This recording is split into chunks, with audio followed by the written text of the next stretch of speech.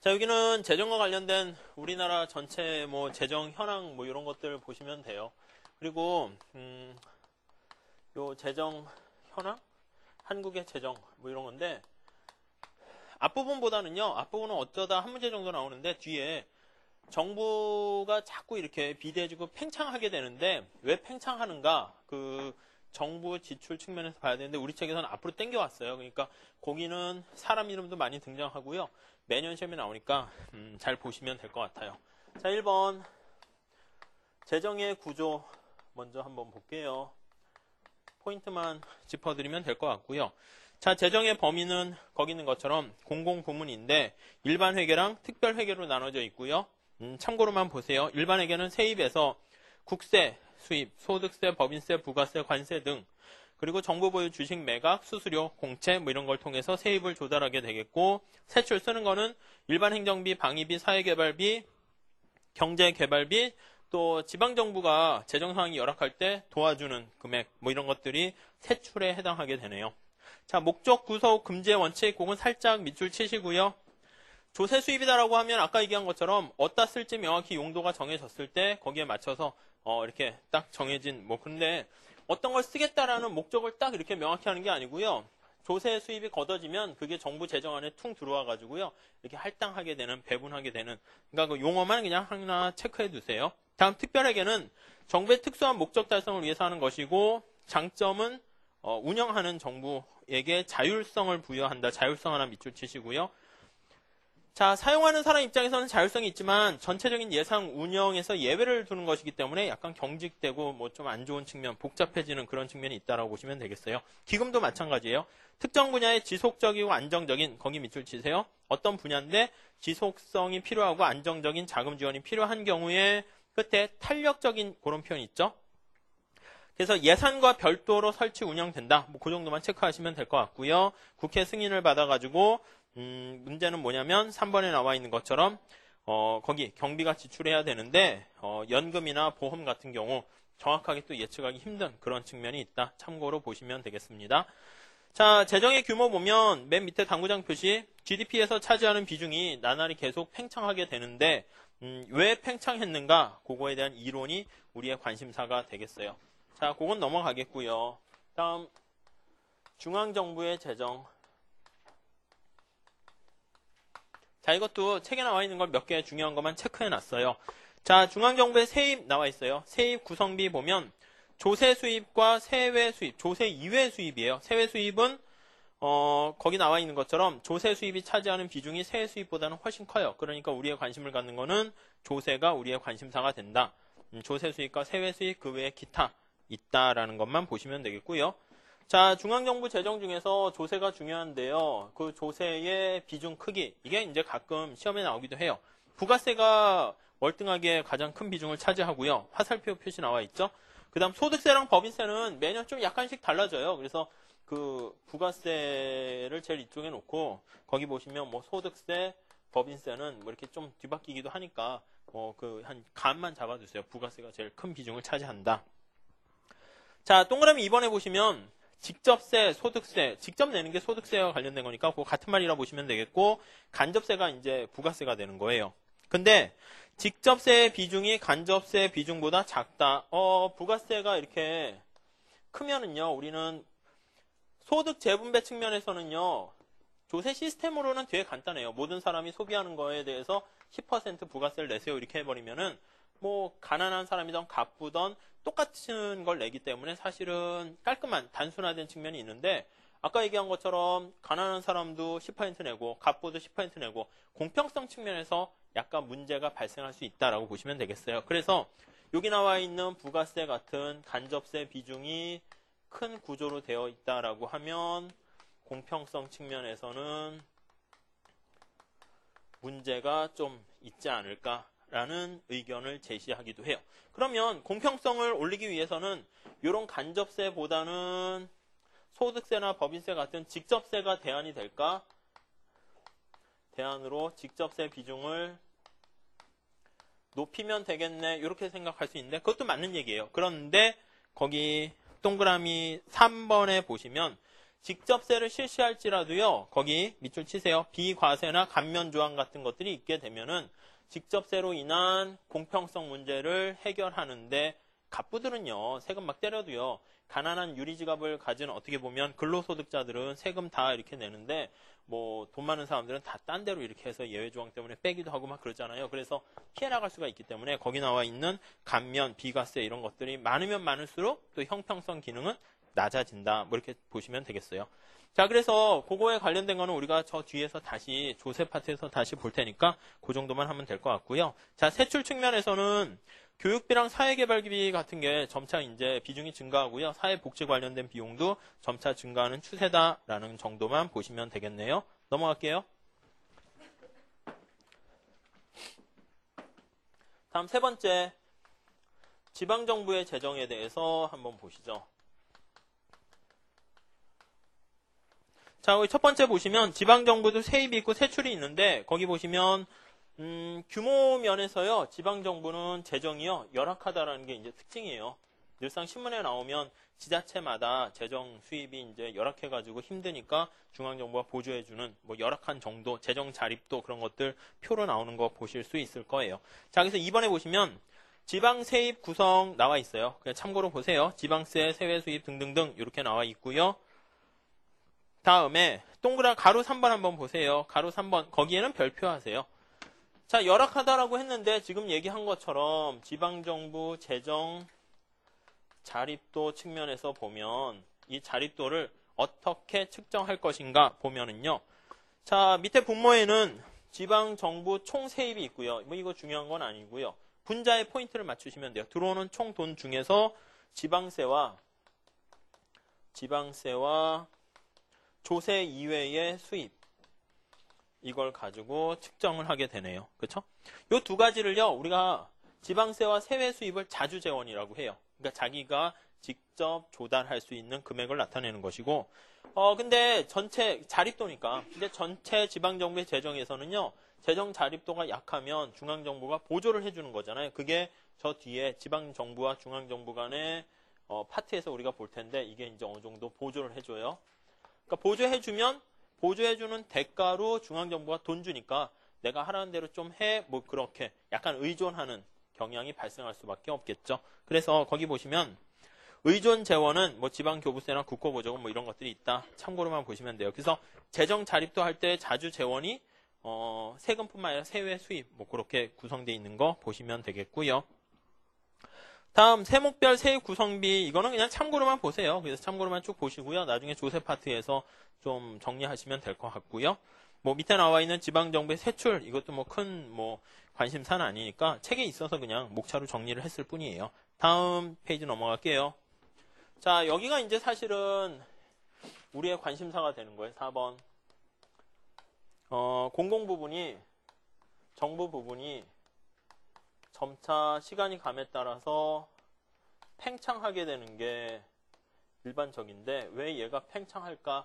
그 원인, 학설 이런 거에 대해서 한번 살펴볼 거예요. 자, 첫 번째 공공 부분의 비중 하면은요. 공공 부문의 비중이 시간이 감에 따라 어떻게 되는가라고 하면 뭐 경제 발전 단계에 따라 다르겠지만 초창기 경제가 이렇게 낮을 때는요. 발전 단계에서는 정부가요. 모든 걸 다 세팅을 해줘야 돼요. 상하수도뿐만 아니라 고속도로 막 이런 것들 다 세팅해줘야 되니까 예를 들어서 이게 전체 GDP에서 차지하는 정부 지출이라 할까요? 공공부문이라 할게요. 그러면 처음엔 굉장히 높다가 어느 정도 이제 경제가 발전하게 되면은 정부가 자꾸 모든 걸 개입하려고 하면 안 돼요.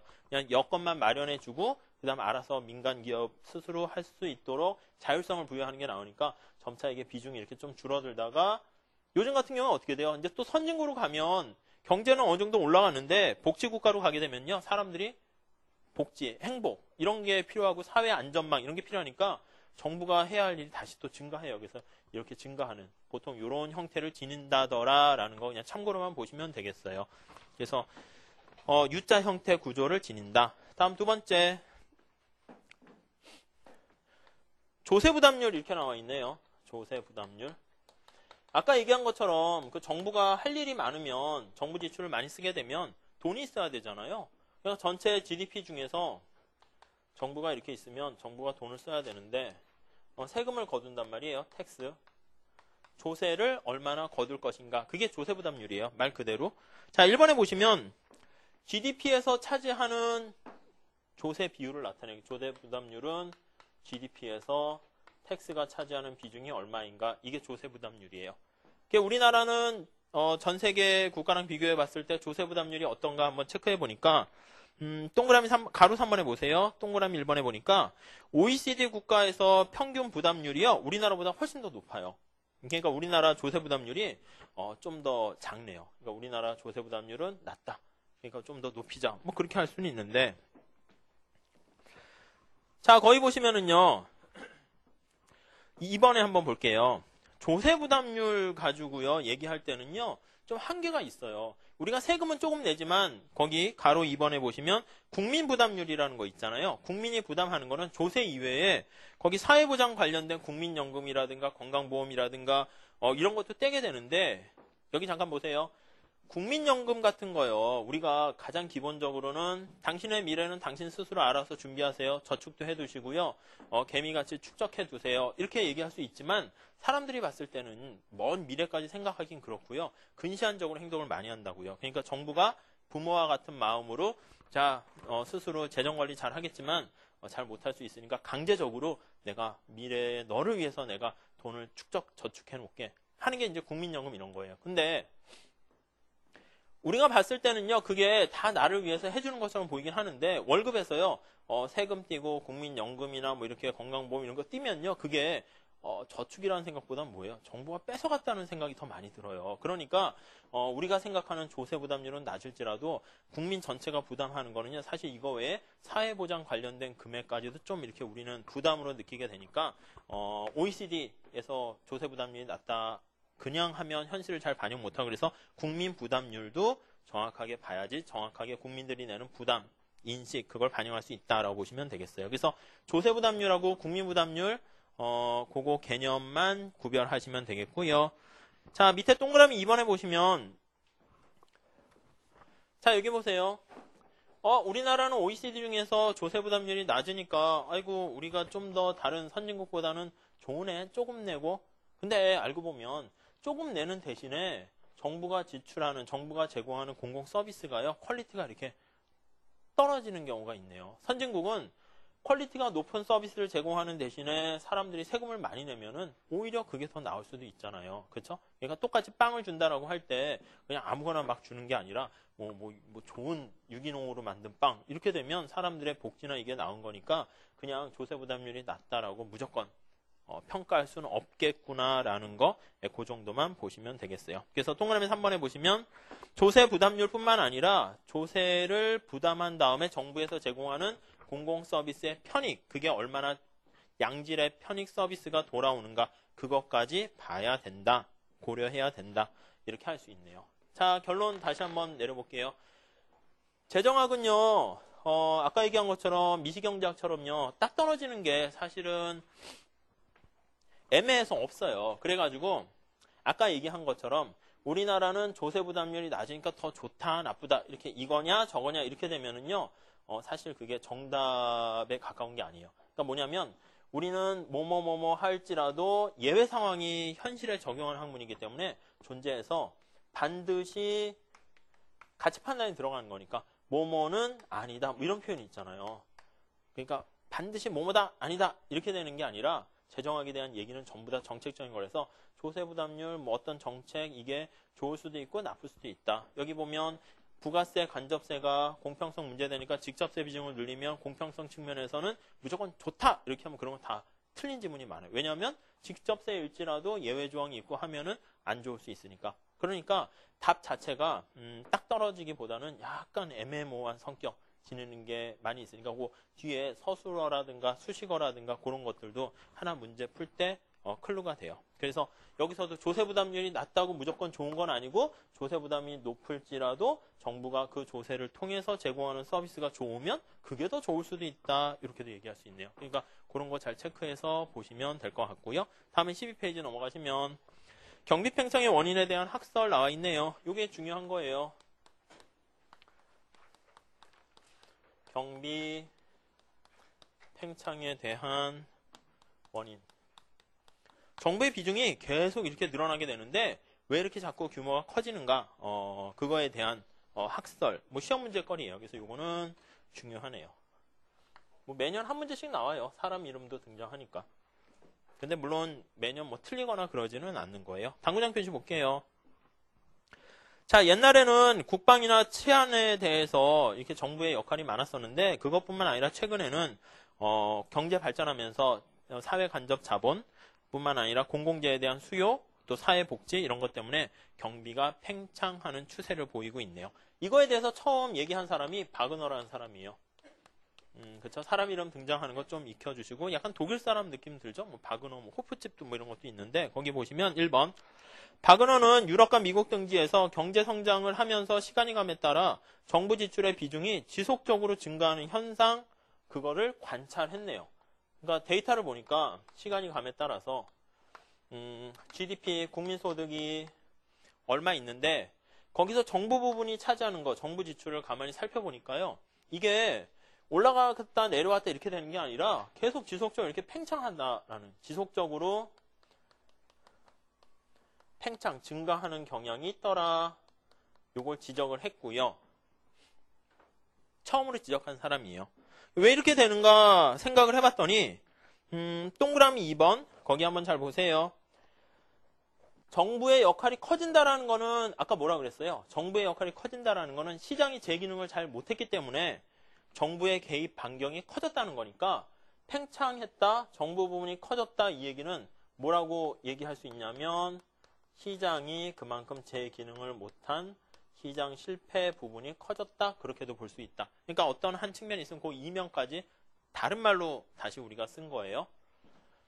자, 그래서 시장 팽창, 정부 팽창은 시장 실패 그 원인이니까 그걸로도 볼 수 있고요. 또 3번 거의 별표하시죠. 자, 공공욕구, 공공재라고 할게요. 그냥 공공서비스의 욕구가 되는 공공재의 욕구. 우리가 그 경제학의 기본이 되는 게 수요와 공급이잖아요. 수요라는 개념이요. 다시 여기 잘 보세요.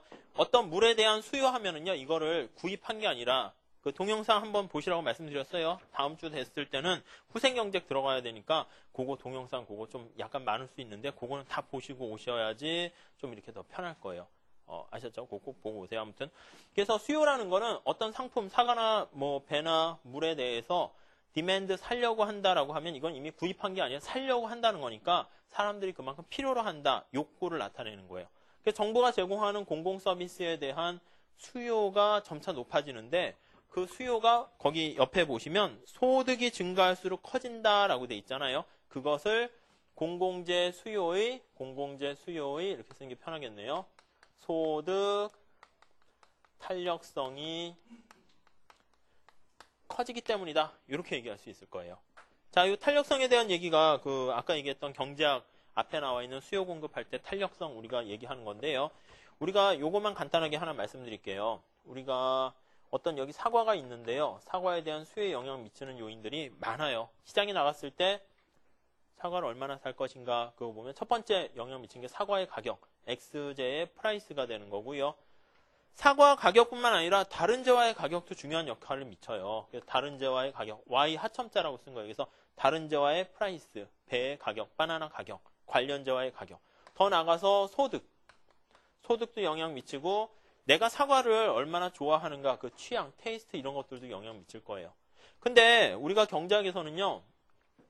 이 모든 걸 한꺼번에 다 얘기하려고 하면 복잡하다고 그랬잖아요. 그래서 관심되는 거 하나만 딱 보는 거예요. 조인성이 수업을 들어와가지고 조인성의 행동이 내가 관심 보이면 딴 사람들은 원래 움직여요. 막 수업할 때도 움직이고 저도 움직이는데 멈춰있는 것처럼 보이고요. 내 눈에는 조인성만 이렇게 커다랗게 보이는 거예요. 그래서 사과를 살까 말까에 영향 미치는 요인들이 무수히 많은데 이 많은 요인들을 한꺼번에 고려하는 게 아니라 경제학에서는 단순화, 추상화 작업을 하게 되는데 나의 관심사가 사과의 가격에 따라서 사과를 사려는 사람이 얼마나 영향 미치는가 이게 포인트가 되면요. 얘네들은 원래 변하는 거지만 이렇게 고정돼 있다라고 간주할 거예요. 그래서 사과 가격이 변했을 때 당연히 사과의 수요량은 마이너스예요. 그래서 사과 가격이 싸지게 되면 사과에 대한 수요량이 증가하는데 마이너스라고 표시하는데 자, 우리의 관심사는 사과 가격이 싸졌을 때 사과의 수요량이 얼마나 변화할까? 그게 더 관심인 거예요. 지금 사과 가격이 싸졌는데 사과의 수요량이 이만큼 증가할 수 있고요. 사과 가격이 이만큼 싸졌는데 사과의 수요량이 이만큼 증가할 수 있고요. 그러니까 파란 색깔에 비해서 이렇게 빨간 색깔로 영향 미친 거는 사과를 얼마나 많이 살 것인가, 그 영향이 가격에 굉장히 민감하게 영향을 받는다라는 걸 알 수가 있고요. 파란 색깔보다는 빨간 색깔이 민감성이 더 크네요. 이 민감성을 우리가 뭐라고 그러냐면 반응성, 신축성, 그거를 우리가 탄력성이다, 이렇게 보시면 되겠어요. 똑같은 말이에요. 자, 그러니까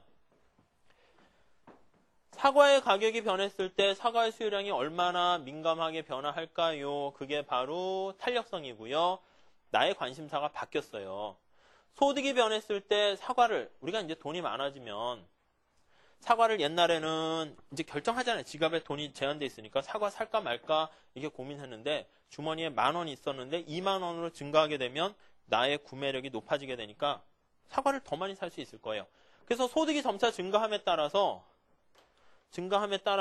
이때는 소득이 증가하고 다른 게 다 고정되는 거예요. 증가했을 때 사과를 사람들이 일반적으로 증가하게 되네요. 많이 사게 되네요. 그러니까 이때는 부호, 화살표 부호가 가격일 때는 반대 방향이었잖아요. 그래서 마이너스라고 쓴 거고요.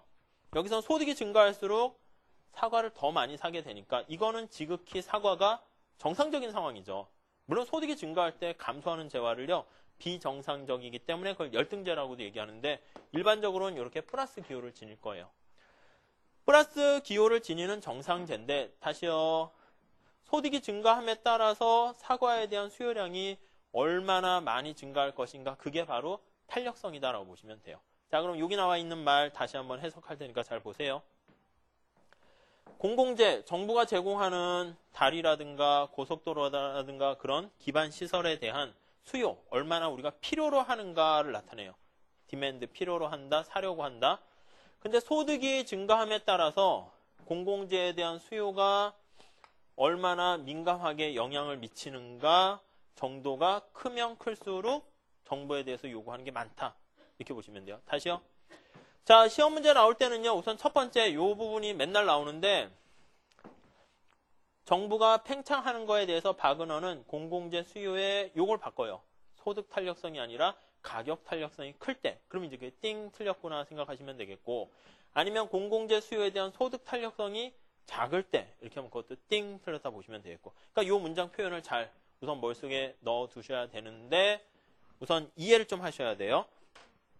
여기 보세요. 우리가 잘 못 살 때는요, 제가 있는 웅지세무대학교 쪽에 가보면 옛날에 서울시내 다닐 때는 보통 차를 안 갖고 다니잖아요. 그냥 지하철 타는 게 제일 빠른데 거기는 자유로가 있고 해서요, 이렇게 차를 갖고 다니지 않으면 요즘은 좀 편해졌는데 불편해요. 그래서 차를요, 이제 중고차를 사거나 그렇게 해서 좀 꽂은 차를 타고 다니면 자유로 그냥 뭐 괜찮아요. 이렇게 좀 휘었네. 이렇게 쭉 가는데 쌩쌩 달리는 차들이 있다고요. 이렇게 좋은 막 BMW 외제차 가진 사람들은요, 이 차의 시속 속도가 뭐 230, 50km 뭐 이렇게 되는데 우리나라에서 실력 발휘할 데가 없잖아요. 자유로 괜찮네 해가지고요. 어차피 돈도 많으니까 걸리면 벌금 내면 되니까 막 쌩쌩 달려요. 막 170, 150 막 이렇게요. 그러니까 이거 하면서 어떻게 돼요? 소득이 많아지면서 정부가 이런 자유로 해가지고 내가 이런 스피드를 만끽할 수가 있네? 정부한테 어떻게 돼요? 자유로를 좀 여러 개 좀 건설하지. 아니면 자유로를 좀 더 좋게, 더 쌩쌩 달릴 수 있도록 해주지. 그렇게 요구한단 말이에요. 그러니까 보통 소득이 증가하면 할수록요, 정부가 제공하는 서비스에 대한 수요에 대해서 사람들이 요구를 하는데 더 많이 요구할수록, 그러니까 소득이 증가하는 속도보다 공공재에 대한 수요 원하는 정도가 더 커지면 커질수록 어떻게 돼요? 정부 이것 좀 해줘라는 요구가 더 많아지는 거예요. 그렇게 되니까 공공재 수요의 소득 탄력성이 크면 클수록 정부의 역할, 비중은 더 이렇게 커지게 된다라고 보시면 돼요. 아셨죠? 그거는 경제학 마인드랑 탄력성 개념 우리가 앞으로 계속 할 텐데, 그게 뒷받침돼야 되고요. 우선 시험 문제는 어떤 게 나오는지 아셔야 되잖아요. 요걸 가지고 자주 물어보는구나. 그리고 탄력성 개념 좀 동영상 다시 한번 보시면서 정리하시고 소득이 중요하다라는 거 보시면 되겠어요. 자, 여기서 4번에 바그너의 법칙이라는 건 바로 뭐냐면 1인당 국민소득이 점차 증가할 때 그냥 간단해요. 지금 얘기한 것처럼 정부 부분이 차지하는 비중이 점차 커진다라는 걸 관찰해서 얘기한 그 결과를 바그너의 법칙이다. 이렇게 얘기했어요. 자, 바그너의 법칙은요. 좀 너무 주먹구구식이에요. 그래서 거기 보시면 피콕과 와이즈만이라는 사람이 있는데 와이즈만 현명한 사람인가 잘 모르겠는데 사람 피콕도 좀 웃기잖아요. 그래서 이름들이 좀 약간 웃긴 뭐 스미스 뭐 이런 사람들이 등장 안 하지만 이거 좀 낯설어도 자꾸 보면 옆에 있는 외국인 친구라고 생각하세요. 그래가지고 이름 익숙하게 피콕? 그러네요. 자, 이 사람들은 뭐라 그랬냐면은 거기 가로 1번에 보시면 사회 혼란 거기 잘 밑줄 치세요.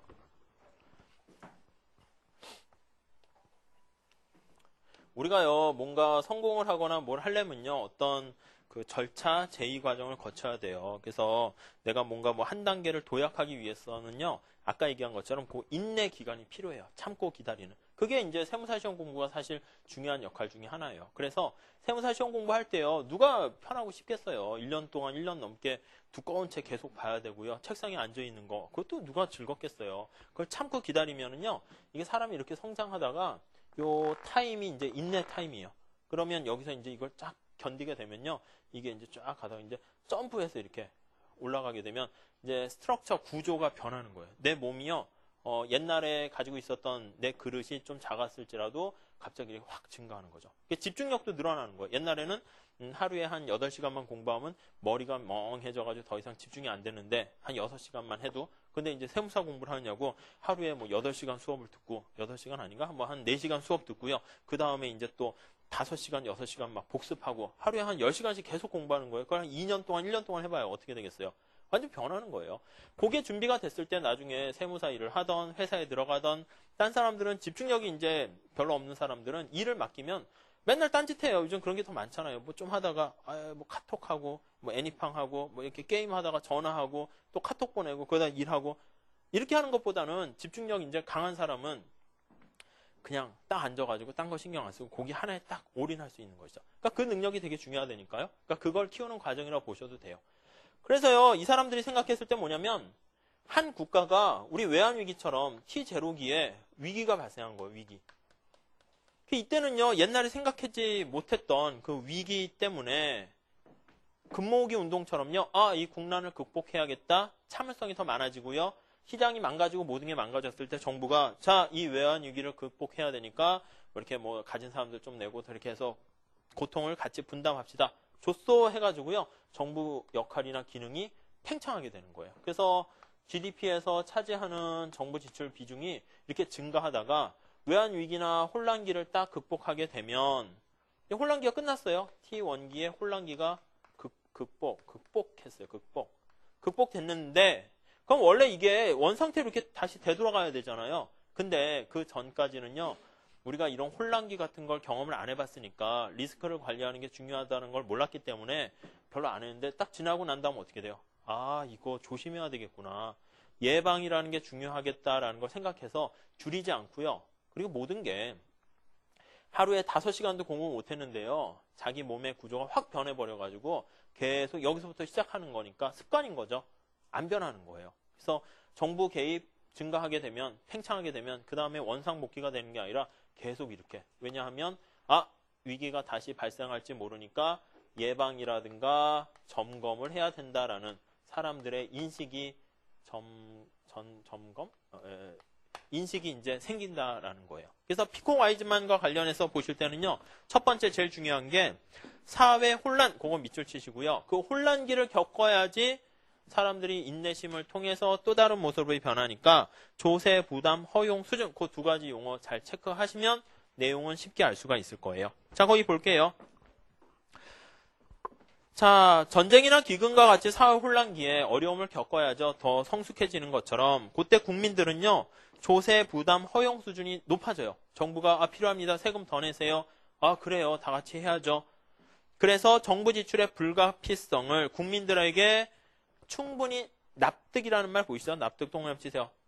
납득하기가 쉬워진다는 거예요. 그렇죠? 납득이 생각하시면 되겠네요. 다음 동그라미 2번에 보시면 1번하고 똑같은 말이에요. 여기 잠깐만 다시 한번 말씀드리면 원래 책을 좀 더 요약을 하려면 그냥 1번하고 2번하고 똑같은 말이고 계속 반복되는 거라서요. 하나만 써줘도 되는데요. 그냥 우리는 같은 말이라고 해도 비슷한 말, 반대말 그거를 많이 연습해야 되니까 우리 책도 보면 이렇게 어떻게 보면 약간 중언부언 반복해서 강조하는 게 있어요. 그래서 저도 그냥 익숙해지셨으면 하는 의미에서 1번, 2번 똑같은 말인데 그냥 같이 써놨어요. 그리고 여러분들 영어 공부할 때 지문 볼 때요. 독해를 잘하는 거는 앞에서 썼던 단어를 다른 말로 이렇게 바꿔서 많이 쓰게 되거든요. 그러니까 이게 똑같은 말이다라는 거를 이해하시면서 주제가 뭔가를 빨리 파악하는 게 중요해요. 여기서도 마찬가지예요. 객관식 시험에서도 우리가 기본적으로 배운 표현이요. 어떻게 다른 말로 응용되는가? 이게 똑같은 말이었네? 그거를 빨리 깨우치시는 게 되게 중요해요. 그런 의미에서 제가 책에 있는 거 중언부언 돼 있어도 다 싫은 거예요. 2번 보시면 앞에서 똑같은 말이죠. 사회적 혼란기에 더 많은 조세를 용인할 수 있는 허용 수준, 용인 수준 이렇게 막 같은 말 나와 있다는 거 볼 수 있겠고 그런 분위기를 형성하게 되네요. 자, 2번에 보시면 전이 효과랑 톱니 효과라고 하는데 여기 한번 보세요.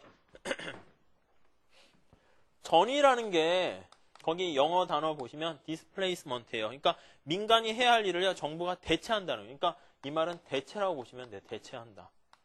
그러니까 뭐랑 뭐가 대체한다를 잘 보셔야 돼요. 민간 할 일을 지금 혼란기 위기가 되는 거니까 정부가 나서서 해주세요. 세금 낼게요. 오히려 민간에서 하기보다. 그래서 민간 할 일을 정부가 대체한다라는 효과를 전이 효과라고 그러고요. 그 다음에 톱니 효과라는 건 뭐냐면 모양이요. 이렇게 갔다가 이렇게 톱니 모양 같이 생겼잖아요. 또 혼란기가 있으면 여기서 이렇게 생겨요. 이게 톱니 같이 생겨서 이걸 전체적으로 이렇게 놓고 보니까 톱니 모양 같이 생겼네. 그래서 톱니 효과 이렇게 얘기한 거예요. 그렇죠? 톱니 같이 안 보이는데요. 뭐 안 보일 수도 있어요. 뭐 어쩔 수가 없네요. 그래서 원래는 이렇게 가다가 이렇게 떨어지는 게 더 톱니 같이 보일 수도 있는데 그 만든 사람이 이게 톱니 모양 같이 생겼다 했으니까 이걸 전체적으로 봐서 다시 원상태로 복귀되지 않는 그런 특성을 톱니 효과다. 이름을 그렇게 붙였네요. 물론 책에 따라서는요. 여기다가 몇 개 객관식에서 좀 정리하셔도 되는데 이 전체적인 컨셉만 이해하시고요. 여기서 이렇게 넘어가는 게 문지방 넘어가는 것 같잖아요. 그래서 문턱 효과라고도 해요.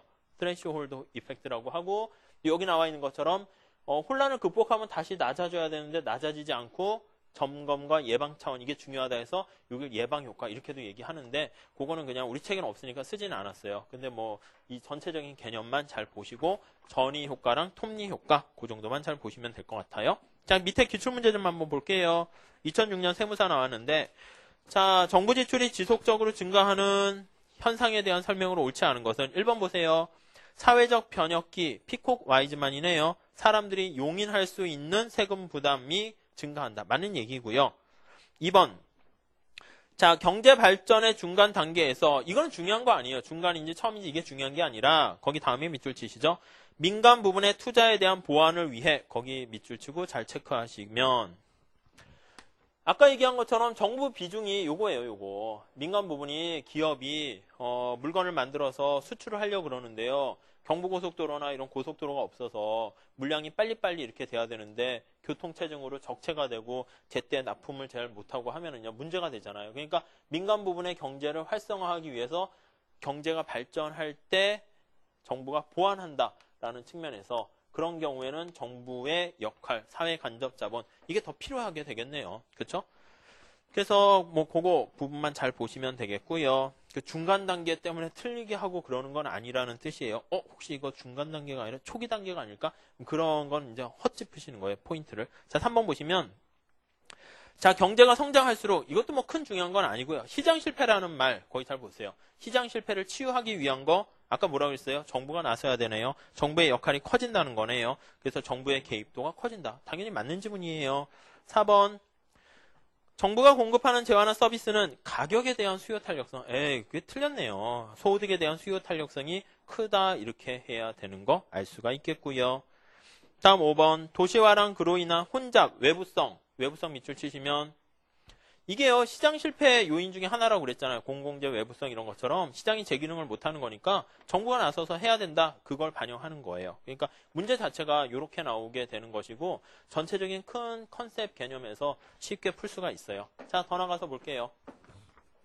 자, 지금까지 본 거는 정부의 경비가 팽창하는 원인 바그너. 사실 바그너는 그냥 지속적으로 팽창한다는 사실만 사실 얘기한 것이고 그나마 조금 더 얘기한 거는 요거 수요의 소득 탄력성이 중요하다. 그 다음 피콕 와이즈만은 사회적 혼란기를 극복하는 과정에서 조세 부담 허용 수준이 높아지고 한번 높아진 다음에 이게 다시 거꾸로 가지 않는 비가역성 이런 특성이 지니고 있어서 그렇다.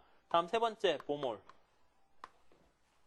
보몰도 알고 계세요. 이게 뉴욕대에 계신 교수님인데 경제학에 이렇게 굉장히 많이 등장하시는 분이에요. 그래서 노벨상을 받으셔야 되는데 어떻게 보면 약간 임팩트가 강한 약간 획을 긋는 논문을 뭐 쓰질 못하셔가지고 아직 노벨상은 안 받고 있는데 뭐 이렇게 여기저기 다 등장하는 뭐 대단한 분이시긴 해요. 그래서 알고 계시면 좋은데 보몰 교수는 뭐라 그랬냐면 거기 보시면 생산성이라는 거 거기 밑줄 치세요. 생산성 쓸게요. 생산성. 자, 우리가요 어떤 다리를 건설할 때요 민간에게 맡기는 경우랑 정부가 담당하는 경우랑 가만히 놓고 보면 정부 부처에서 일하는 공무원 관료는요 어느 국가를 막론하고 주로 이제 능력 있고 엘리트들이 많이 선발돼요. 근데 아까 얘기한 것처럼 정부 부분에 약간 폐쇄화된 관료 시스템 때문에 민간 부분과 같이 뭐 새로운 창의적인 아이디어 때문에 어떤 사업을 추진했는데요. 잘 돼봤자 자기한테 얻는 성과도 그렇게 크지 않고요. 뭐 연봉제 이런 것도 잘 아니잖아요. 그리고 잘 안 되면 그냥 핀잔만 드는 거예요. 너 왜 그거 한다고 그랬냐? 그런 케이스가 있으면 나서서 뭔가 새로운 일 해봤자 에이 그거 뭐 좋을 것도 없네. 그냥 규정에 있는 거 위에서 시키는 거 그게 바로 우리가 얘기하는 복지부동이에요. 그냥 편하게 그냥 하자. 잘리지 않을 테니까. 그러니까 정부 부분이 어떤 일을 민간하고 똑같이 할 때요. 생산성이 떨어져요. 정부 부분이 생산성이 떨어진다라고 얘기하면 뒤집어 얘기하면은요. 비용 측면에서 어떻게 되는 거예요? 정부 부분이 생산성이 떨어지는 얘기는 비용 측면에서 비용이 훨씬 더 많이 들어간다. 이렇게 볼 수가 있을 거예요. 그러니까 정부 부분이 똑같은 일을 하는데 생산성이 떨어지고 비용이 많이 들어가고 그러다 보니까 정부가 하는 일은 나날이 잘못하게 되면 게을러게 잘못 효율성이 떨어지게 일을 하게 되면 비용이 많이 들어가게 되네요. 그렇죠? 그러니까 쉽게 얘기하면 정부가 일 잘못해가지고요 돈만 자꾸 갖다 쓴다 이렇게 보시면 돼요. 그래서 1번의 그 생산성이라는 거. 그래서 1번에 보시면 공공부분의 생산성의 향상 정도가 민간 부분의 생산성 향상보다 느리기 때문에 그렇다라는 거. 왜 그런가 봤더니 동그라미 2번 보세요. 경쟁의 원리가 적용되지 않기 때문에 주로 그런 것 같더라라고 보시면 되겠고요. 그래서 보몰 교수가 보몰 효과라고 이름을 붙였는데 물론 이것도 자기가 붙이는 건 아니죠. 자기가 논문 쓰면서 보몰 교수가 논문 쓰면서 자 이거는 내 이름 따서 보몰 효과. 제가 뭐 논문 쓰면서 이런 거는 선구 효과다 이러면 얼마나 창피해요. 그러니까 자기가 붙인 건 아니고 남들이 이 아이디어를 뭔가 퉁쳐서 좀 이렇게 집약시켜야 되겠다 해서 은유적인 표현 쓰긴 뭐하니까 그냥 사람 이름 갖다 붙여서 보몰 효과 이렇게 붙인 거예요. 그래서 보몰 효과를 보면 어떤 재화나 서비스를 정부가 생산할 때 생산 비용이 빠르게 올라. 거기까지 밑줄치면 되겠죠. 생산 비용이 빠르게 올라. 그러니까 비용 측면에서 얘기한 거예요. 그러니까 생산 비용과 생산성 같이 묶여서 가셔야 되는 거예요. 다음에 브라운 잭슨 볼게요. 브라운 잭슨. 뭐 사람 이름 막 등장하네요. 드디어 많이 좀 들어본 뭐 브라운 그리고 또 뭐 잭슨, 마이클 잭슨 같이 얘네들은 뭐라고 얘기했는가 보면은 기본적으로는요. 거기 나와 있는 바그너 법칙하고 똑같아요. 그래서 동그라미 2번에 보시면 공공수요의 소득 탄력성 크기가 크면 클수록 정부 부분이 팽창이 커진다. 그거는 바그너 얘기 그대로 따왔어요. 근데 하나 더 들어간 게 뭐냐면 우리가 나중에 공공선택 이론에서 얘기할 건데 얘네들은 바그너 법칙에다가 더하기 중위투표자 원리라는 거 중위투표자 원리 요거를 접목시켰어요. 자, 중위투표자라는 거 요거 이름에 나와 있는데 중위라는 게 위치가 위자예요. 그러니까 중간에 위치한 사람의 투표자 원리라는 거예요. 여기 잠깐 한번 보세요. 뒤에 공공선택이론에서 다시 설명드리긴 할 거예요. 해안가가 있어요. 해안가가 있는데 사람들이요 여기 일렬로 쭉 나와 있어요.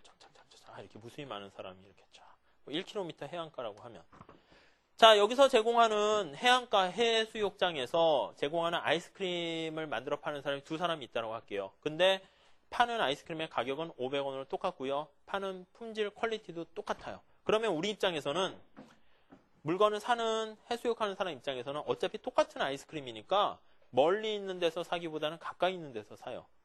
만약에 똑같이 콜라를 사려고 그래요. 담배를 하나 사려고 그래요. 근데 요 앞에 편의점도 있고요. 저기 무슨 홍대에 있고 저기까지 가는 편의점이 있어요. 가격도 똑같아요. 그럼 어디서 사요? 아, 여기 앞에는 괜히 자꾸 담배 피는 게 뭐 하니까 멀리? 그렇지 않다고. 가까이 있는 걸 사요. 그러면 아이스크림을 파는 그 기업 입장에선 어디에 포지션을 잡을까라고 하면 첫 번째 A라는 애가 여기를 자리를 딱 찾았어요. 그럼 B는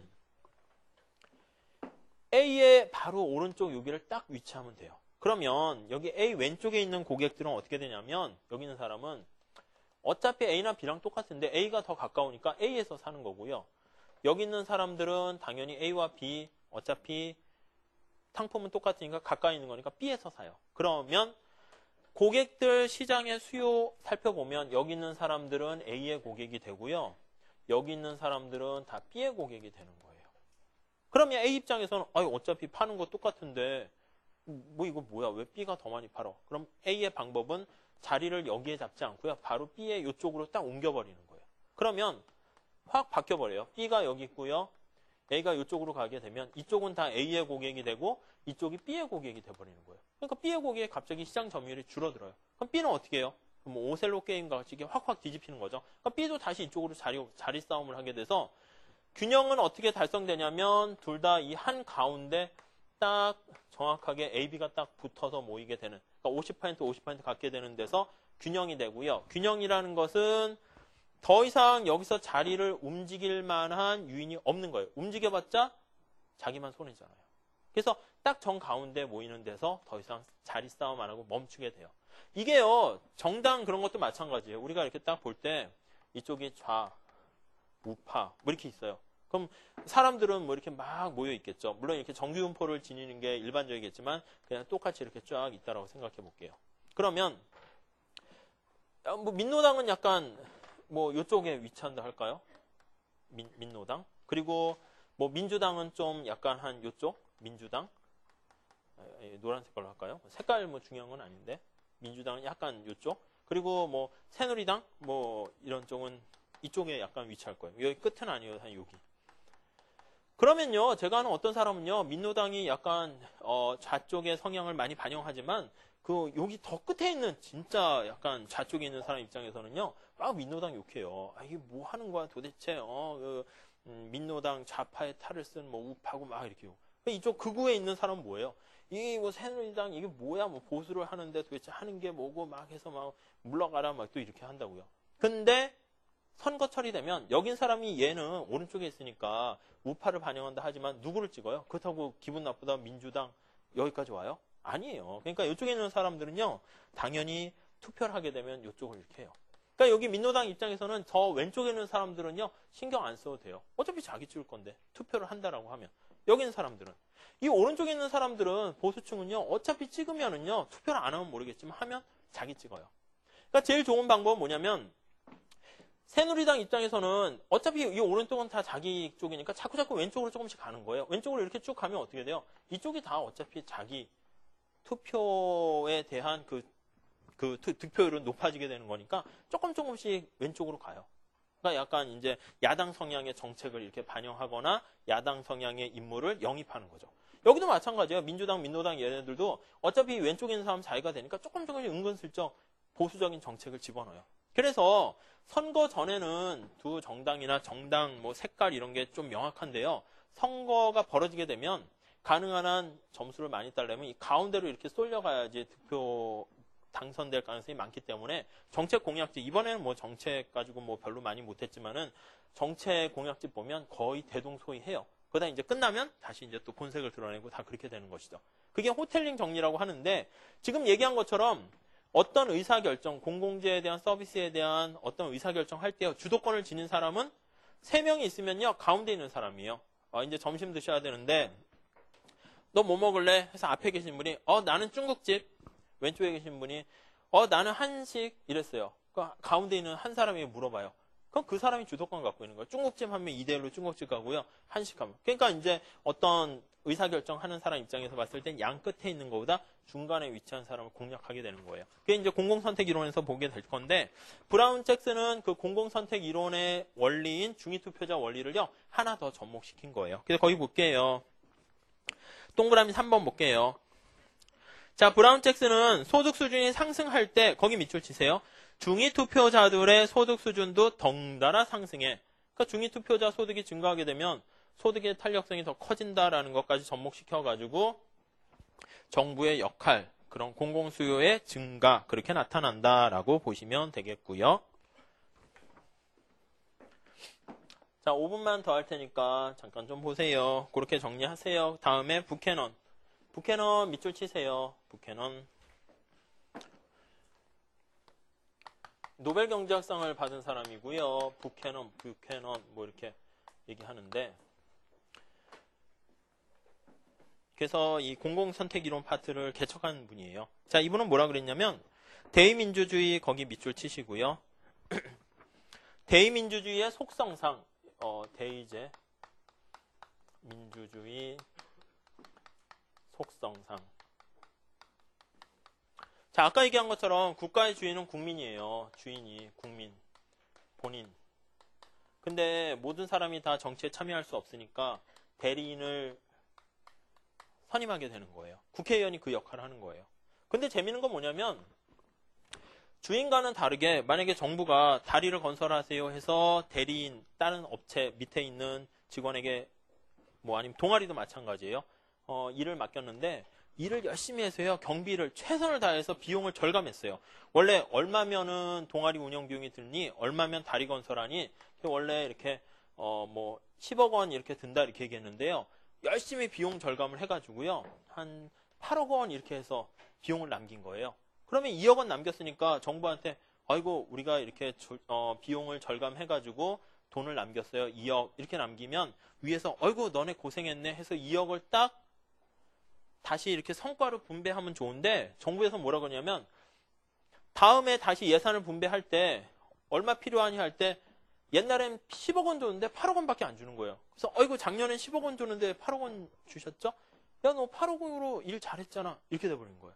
그러니까 공무원 입장에서 봤을 때 예산을 따올 때요. 가능한 한 돈이 남으면은요. 그걸 남겨서 이렇게 딱 하는 것보다는 막 펑펑 다 써버려야지 그 다음 예산 배분이 또 오히려 더 필요하다고 얘기해야지 자기네들 조직의 규모라든가 이런 게 커지니까 돈 남으면 어떻게 해요? 뭐 보도블록 갈고 뭐 이거 필요하긴 하겠지만 필요 없어도 막 이렇게 하는 행태를 보이게 되는 거예요. 그러니까 대의민주주의 속성상 대리인 역할을 하는 그 측면에서 보면은 저절로 경비가 팽창할 수밖에 없다라는 거, 그 대의민주주의라는 것만 잘 포인트 잡으시면 되겠고요. 동그라미 2번도 보시면 담세자인 국민이 세금을 내잖아요. 세금을 내는데 주인이 이거 해 하고 세금을 내는데요. 텍스를 내는데 이 텍스를요 정확하게 인식을 잘 못하는 거예요. 그래서 거기 보시면 정확하게 인식하지 못하고 거기 밑줄 치시면 되겠어요. 그리고 자기가 세금 낸 것보다 얻게 되는 편익, 그렇죠? 한 거는 별로 없어도 이 담당한 사람이 보통 생색내기 많이 하잖아요. 이러이러한 일을 했습니다. 그러면 내가 낸 것보다 일을 많이 했군요. 이렇게 착각에 혼란에 빠지게 돼서 그런 일이 발생한다라고 보시면 되겠고요. 리바이던 가설이라는 말 밑줄 살짝 해놓으시고 대의민주주의 속성에 따라서 저절로 커지는 그 홉스가 쓴 그 수중괴물 이름이에요. 저절로 커지는 그런 거에 빗따서 설명을 했네요. 그래서 리바이던 가설 하면은 부캐넌의 대의민주주의에 의한 경비 팽창 법칙을 얘기한다. 그렇게 보시면 되겠고요. 다음 기타는요. 몇 가지만 보세요. 그 외에 기타인데 자, 첫 번째 보실 게 니스칸의 모형이에요. 이거는요. 뒤에 좀 자세하게 우리가 살펴볼 거예요. 관료제 모형에서. 니스칸에는요. 뭐라 그랬냐면 요거랑 비슷해요. 관료제 모형인데 공무원이요. 공무원 쓸 필요 없겠죠. 관료들이 봤을 때요. 경비를요. 줄이거나 그러지 않고 자기의 예산이 커지면 커질수록 자신의 부처와 자신의 지위, 권위, 특권 이런 것들이 커진다 생각해가지고요. 가능한 한 예산을 많이 따려고 한다라는 거. 그게 니스칸의 모형인데 관료라는 거에 포인트를 잡으시면 되겠고요. 그 다음 또 하나. 그건 뒤에 다시 할 거예요. 그래서 관료라는 말에 동그라미 치시고 예산 규모 확대 그거만 체크하시면 되겠어요. 그러니까 바람직한 수준 이상으로 돈을 더 주세요 이러는 거예요. 뭐 동아리도 그렇고 요즘 이제 장관 되면 어떤 장관이 인기 있냐 하면은 그 장관이 막 이렇게 대통령과 친해가지고 정부 예산을 많이 따올 수 있는 장관일수록 막 사람들이 좋아하잖아요. 그 사람이 아니라 그 공무원 관료들이 좋아하겠죠. 다음 2번 파킨슨 법칙 그것도 체크해 두세요. 예전에 시험 나온 적이 있는데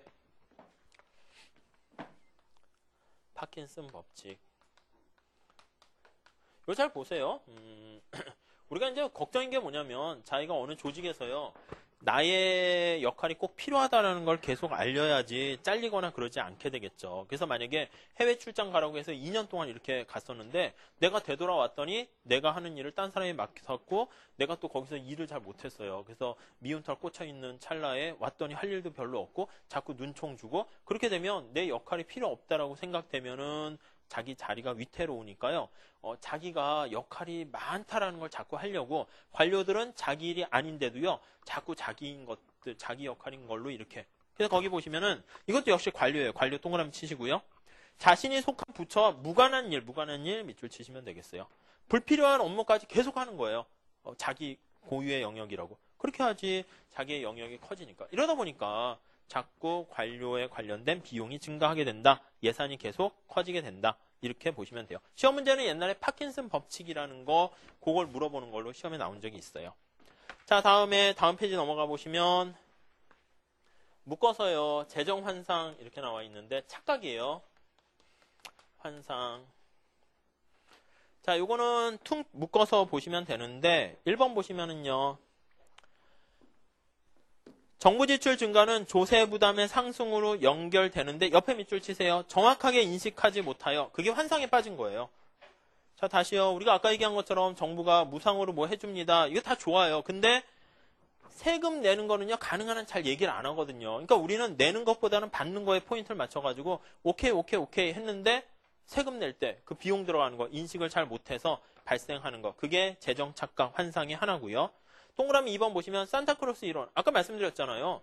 산타크로스가 공짜로 다 해서 선물 막 주는 건지 알아요. 근데 알고 보면 그게 다 부모님들의 지갑에서 나오는 건데 애들은 그걸 인식을 못하는 거죠. 선물에만 포인트 맞춰 있기 때문에 그런 거예요. 그래서 정부가 산타크로스 같이 뭐 좋은 거 다 해주는 것처럼 보이는데 그로 인해서 비용, 조세 부담 증가하는 거 착각이네요. 환상이네요. 착각에 빠져서 정부 부분 역할은 커진다. 이렇게 보시면 되겠고 자, 또 하나는 조세 부분에서요. 초과 누진세나 간접세 이런 것들 거기 보시면은요.